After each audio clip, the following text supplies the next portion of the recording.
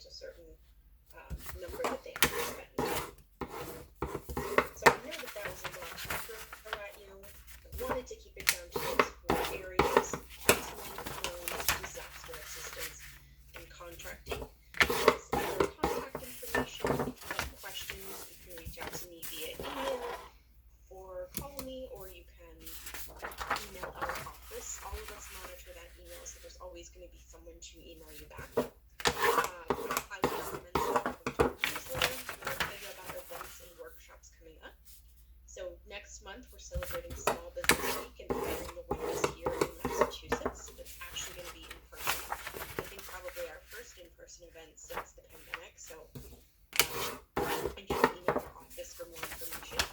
And tomorrow we have an event with the Boston Public Library for tips on financial literacy, because April's Financial Literacy Month.